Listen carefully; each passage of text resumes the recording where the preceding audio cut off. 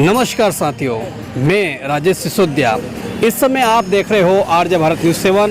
जब हम ऑफिस की बात करते हैं, ऑफिस के बारे में जब हम विचार करते हैं, हमारे मन में ख्याल आता है कि ऑफिस हमारा कैसा होना चाहिए। ऑफिस हमारा एयर कंडीशन होना चाहिए, उसमें टॉयलेट बाथरूम अलग होना चाहिए, उसमें एक चेम्बर अलग होना चाहिए, उस ऑफिस के अंदर कुछ एसी होना चाहिए, उस ऑफिस के अंदर बहुत सारी सुविधा होना चाहिए। एक ऑफिस को देखा जो कि प्राकृतिक ऑफिस को मैंने देखा और मैं आपको दिखाऊंगा। देखिए यहाँ पर ये मेरे पीछे आप जो दृश्य देख रहे हो, ये इतना एयर कंडीशन ऑफिस है।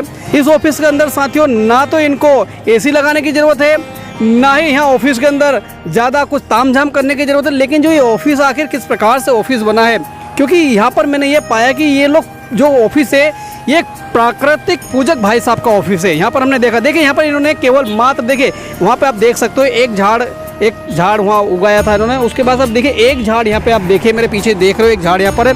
ठीक उसी प्रकार से पीछे हम देखते हैं तो एक पेड़ वहाँ इन्होंने उगाया। और अब यहाँ से आप देखिए कितना सुंदर लग रहा है ऑफिस। और यहाँ पर अनेक प्रकार के विभिन्न प्रकार के पक्षी यहाँ पर बैठते हैं। और साथ ही साथ में चाहे कितनी भी भीषण गर्मी क्यों ना हो, यहाँ पे बहुत ही अच्छा महसूस होता है। सर जी नमस्कार। नमस्कार सर, जो आपके ऑफिस को हमने देखा बहुत अच्छा लगा, क्या कहेंगे ऑफिस के बारे में सर? सर, ये हमारी प्राकृतिक ऑफिस है। जी। और यहाँ पे हम बहुत सालों से ही हमारी रोजी रोटी भी कमाते हैं। हमारे यहाँ छोटा सा एक अच्छा, किस प्रकार से रोजी रोटी कमाते हैं ऑफिस में सर? हमारा यहाँ पे एक बाइक मैकेनिक का गैरेज है जी। यहाँ पे हम लोग सालों से ही मजदूरी करते हैं जी। और यहाँ पे जो ऑफिस हमने बना दी कि यहाँ हमारे को ऐसा लगे हम प्रकृति पूजक है, तो इस एक पेड़ लगाया था और धीरे धीरे वो पेड़ इतना बड़ा हुआ और हमें इतनी ठंडक और सुकून और शांति मिलने लगी। और रास्ते पे आने जाने वाले साथी भी यहाँ पे कहीं भी गर्मी धूप वगैरह में यहाँ पे रुक जाते हैं और उनको बहुत सुकून मिलता है। अच्छा, तो ये जो हम देख रहे हैं, जो ये प्राकृतिक जो ऑफिस जो बना है, देखिए कितना यहाँ पे ये पूरा बहुत मजबूत है। अभी साथियों मैं आपको दिखाऊंगा, देखेंगे कि ऐसा ऑफिस इतना मजबूत है। आप यहाँ पे देख सकते हो, देखिए ये देखिए मैं पूरा लटक चुका हूँ। ये देखिए भाई साहब, आप यहाँ पे देख सकते हो। देखिए ये सर, ये तो बहुत मजबूत है। ये तो बहुत अच्छी बात लगी हमको। इस ऑफिस को बनाने के लिए इस पेड़ को हमारे एक अंकल है मड़ुकाका करके है, और वो मालिक अक्सर काम करते हैं। और उन्होंने मुझे एक प्रेरणा दी थी कि ये पेड़ आपने जो लगाया इस पेड़ को मैं इतना अच्छी तरह फैलाव करूँगा और अच्छा मेंटेन करेंगे और इतना बहुत बढ़िया बेहतरीन लगेगा। सबको आने जाने वाले लोगों को भी प्रकृतिमय हो जाएंगे लोग देख के कि ऐसा पेड़ भी होता है। पर ये पेड़ बनाया गया है एक हमारे मड़ुकाका जो दादाजी है, वो दादा ने कब बनाया है। सर क्या बता पाएंगे इस पेड़ को मतलब बोए हुए कितने साल हुए सर? इस पेड़ को बोए हुए करीबन 4 साल हुए हैं। 4 साल में इतना बढ़िया? हाँ जी। इसका देख रखाव भी आपको करना पड़ता है? हमने उसकी मावजत हमेशा करते रहते हैं, क्योंकि ये जो भूमि हम देख रहे हैं ये पथरीली भूमि है। इस पथरीली भूमि के ऊपर भी आपने एक नया इतिहास रचा, मैं यूँ कहूँगा सर।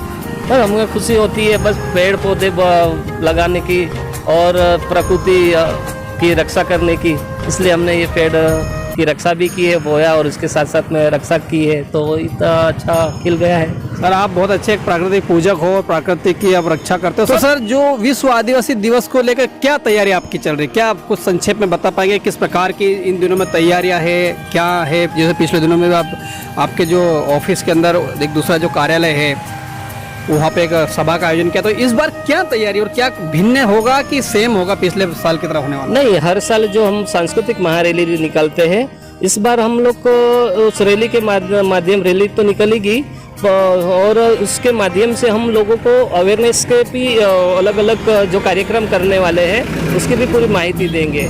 क्योंकि हमारे यहाँ पे जो संस्कृति को ज़्यादा महत्व देते हैं, क्योंकि आदिवासी परंपरा रूढ़ी, उनका पहरवेश, नाच गान ये वगैरह उनका विशिष्ट प्रकार से पूरे विश्व के अन्य जातियों से अलग ही है। तो क्या ये 9 अगस्त विश्व आदिवासी दिन हर पूरे विश्व के आदिवासी एक दिन जो उनको प्रावधान मिला है विश्व आदिवासी दिन का, जो इन्होंने घोषित किया है, तो वो धूमधाम से मनाते हैं। तो इस साल भी हम लोग सांस्कृतिक महारैली के स्वरूप में दाहोद जिला नगर में हम सांस्कृतिक रैली निकालेंगे, अलग अलग झांकियाँ निकालेंगे और लोगों में अवेयरनेस आए ऐसा अलग अलग कार्यक्रम करेंगे। सर किस प्रकार का अवेयरनेस की आप मतलब बात करना चाहते हैं? अभी अवेयरनेस की बात करते हैं सर, हम हमारे यहाँ पे ट्राइबल बेल्ट में ज़्यादातर शिक्षण की प्रॉब्लम रहती है, तो हम शिक्षण पे अवेयरनेस के वो कार्य वो करेंगे। और स्वास्थ्य के लिए, क्योंकि ट्राइबल विस्तार में लोगों को पूरी जानकारी नहीं मिलती है, उनके सेहत के कोई बीमारी होती है उसके हिसाब से, तो हम उस पर भी एक अवेयरनेस का कार्यक्रम करेंगे। साथ साथ में हम ब्लड डोनेट कार्यक्रम करेंगे। और हम तो प्रकृति पूजक है, तो प्रकृति की रक्षा करने वाले जो आदिवासी समाज है, जल जमीन जंगल की, तो हम लोग साथ साथ में हर लोगों को एक ऐसा संदेश देना चाहेंगे कि विश्व के सारे लोगों को कि आप अपने घर में, आंगन में या खेत में, बाग में, बगीचे में हर प्रत्येक व्यक्ति एक वृक्ष बोए और उसकी मावजत करे और उसको बड़ा करे, तो अपने विश्व में ये जो पर्यावरण का जो तकलीफ है तो वो ख़त्म हो जाए। सर मैं जैसे आपने बहुत अच्छा बताया, और जैसे कि हम जानते हैं कि जो आदिवासी समाज है ये प्राकृतिक पूजक होते हैं और प्राकृतिक रक्षक भी होते हैं, और जंगल की रखवाली करते हैं, प्रकृति की विशेष रखवाली करते हैं। सर इन दिनों में हम देखें कि भारत के अंदर जो हम पूरे भारत की बात कर रहे हैं, आज आदिवासी बहन बेटियों के, जैसे कि आपने कहा अभी कि हम प्रकृति की रक्षा करते हैं, एक पेड़ लगा, बहुत अच्छी आपने बात करी, बहुत अच्छा लगा।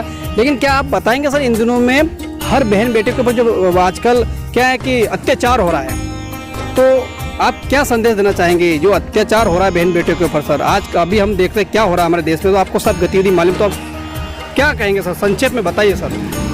सर बहुत दुखद घटना है। अभी दुखद भारत देश के अंदर प्रत्येक नागरिक, बहन बेटियां किसी भी मजहब की, जाति की, धर्म की है, तो भारत की एक बेटी है, वो उनके साथ जो अन्याय हुआ है, जो उपक्रम हुआ है, उनको हम तहे दिल से बखोड़ते हैं। और ऐसे नराधम लोगों को सरकार कड़क से कड़क सजा दे और उनको फांसी दे, ऐसे हम मांग रखते हैं। क्योंकि कोई भी बहन बेटी पे कोई भी नराधम इंसान ऐसा अत्याचार नहीं कर पाए, क्योंकि भारत की बेटी है, भारत की दीकरी है। हिंदुस्तान के संस्कार ऐसे नहीं है, हर धर्म के संस्कार ऐसे नहीं है, क्योंकि हम नारी का सम्मान करते, बेटी का सम्मान करने वाली जातियां हैं। हर जाति को मैं तो कहता हूँ, हर धर्म मजहब वालों को कहता हूँ कि नारी शक्ति पे अत्याचार ना हो और ना किया जाए। अंत में राजेश भावर साहब ने बहुत ही अच्छा एक संदेश दिया। उन्होंने कहा कि हमारे समाज की बहन बेटियों के ऊपर जो घोर अपराध हो रहा है, अत्याचार हो रहा है, उस बात को लेकर उन्होंने घोर निंदा की और सरकार से गुहार लगाई है कि ऐसे दुष्कर्मियों को कड़ी से कड़ी सजा दी जाए, उनको फांसी की सजा दी जाए, इस प्रकार से उन्होंने कहा। तो इसी के साथ मैं आपका मित्र राजेश सिसोदिया आपसे विदा लूंगा। जय हिंद, जय भारत, नमस्कार।